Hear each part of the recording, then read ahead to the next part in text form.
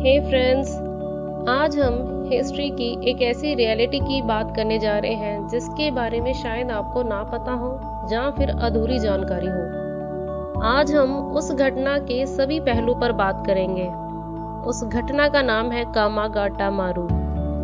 तो चलिए इस घटना के बारे में जानने के लिए आज से 100 साल पीछे चलते हैं, जब इंडिया और कनाडा अंग्रेजों के गुलाम थे। 20वीं सेंचुरी की स्टार्टिंग में पंजाबियों में कनाडा जाने का इंटरेस्ट स्टार्ट ही हुआ था, क्योंकि ब्रिटिश इंडियन आर्मी वाले जब कनाडा से इंडिया आते थे तो उनकी बातों को सुनकर, उनकी सोच को देखकर इंडियन लोग बहुत प्रभावित होते थे। उनके अंदर भी कनाडा जाने की उत्सुकता जागने लगी। हालांकि इंडियन रुपीस और कैनेडियन डॉलर में इतना फर्क नहीं होता था, और दोनों कंट्रीज में ब्रिटेन का राज होने के कारण कनाडा जाने के लिए वीजा की जरूरत भी नहीं पड़ती थी, और कैनेडियन रूल्स भी कुछ ज्यादा स्ट्रिक्ट नहीं होते थे। बट अंग्रेजी सरकार को कुछ और मंजूर था। वो कनाडा को एक गोरी चमड़ी का देश बनाना चाहते थे। जब उन्होंने देखा अफ्रीकन्स और इंडियंस का कनाडा जाने का सिलसिला बढ़ चुका है, तो अंग्रेजी सरकार ने रूल्स स्ट्रिक्ट करने शुरू कर दिए, सो दैट कोई भी ब्लैक पर्सन वहां पर ना पहुंच सके। जब रूल्स ज्यादा स्ट्रिक्ट होते गए तो कनाडा में रह रहे इंडियंस ने इन रूल्स का विरोध करना शुरू किया। जब कोर्ट केस चले तो ब्रिटिश सरकार को हार देखनी पड़ी। बट अंग्रेजों की नीयत तो वही थी, इसलिए उन्होंने एक नया लॉ बना दिया कि अगर कनाडा में एंट्री चाहिए तो कुछ कंडीशंस को पूरा करना होगा। जो भी कनाडा आना चाहता है वो डायरेक्ट अपनी कंट्री से कनाडा पहुंचना चाहिए बिना किसी और देश में रुके हुए, और जिस भी कंट्री से आ रहे हैं समुद्री जहाज भी उसी कंट्री की रजिस्टर्ड कंपनी का होना चाहिए। इन कंडीशंस का मेन पर्पस था कि उस टाइम एयरप्लेन तो नहीं होते थे, और शिपिंग बिजनेस में भी इंडियंस का कोई अपना शिप नहीं होता था। इसलिए अंग्रेजों को ये पता था कि इंडियंस इन कंडीशंस को कभी भी पूरा नहीं कर पाएंगे। बट इंडियंस ने अंग्रेजों की सभी चुनौतियों का, कंडीशंस का समाधान निकाल लिया था। सरदार गुरदित्त सिंह, जो कि मलेशिया में एक रिच बिजनेसमैन थे, उन्होंने गुरु नानक नाम नेविगेशन के नाम पर एक कंपनी रजिस्टर्ड करवाई और जापानीज कंपनी से एक शिप लीज पर ले लिया, और इस शिप का नाम था कामागाटा मारू। सरदार गुरदित्त सिंह जी ने अनाउंस करवाया कि ब्रिटिश गवर्नमेंट की सारी कंडीशंस हम पूरी कर चुके हैं, अब हम इजीली कनाडा जा सकते हैं। गुरदित्त जी ने कनाडा सरकार को भी टेलीग्राम कर दिया कि आपकी सारी कंडीशंस को पूरा करके हम आ रहे हैं। 14 मई 1914 को 370 यात्रियों के साथ कामागाटा मारू जहाज विक्टोरिया बंदरगाह पर पहुंचा। बट ब्रिटिश गवर्नमेंट की तो शुरू से ही नीयत अच्छी नहीं थी।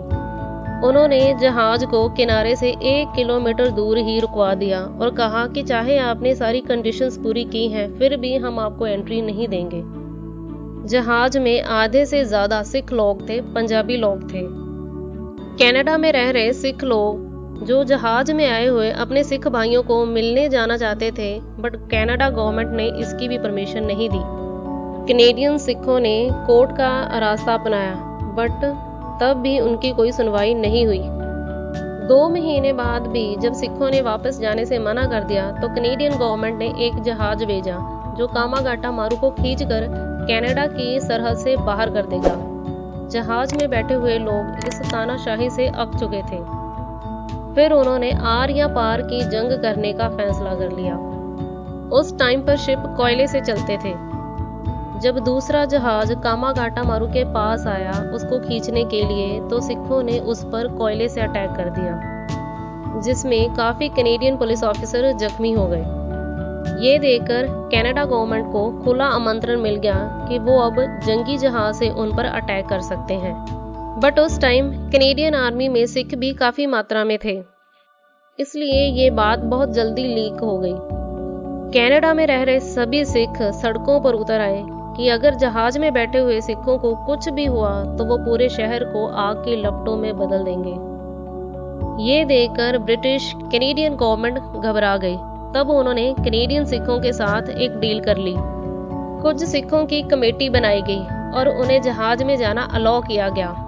उन्होंने जहाजी सिखों से जाकर बात की कि ब्रिटिश गवर्नमेंट किसी भी तरीके से नहीं मान रही है और अगर उनके साथ जबरदस्ती की गई तो वो खून खराबे पर उतर आएंगे और हम भी पूरे शहर में आग लगा देंगे। इससे बस तबाही ही होगी। इसलिए जहाजी सिखों ने वापस जाना ही सही समझा। इसी में ही सबकी भलाई थी।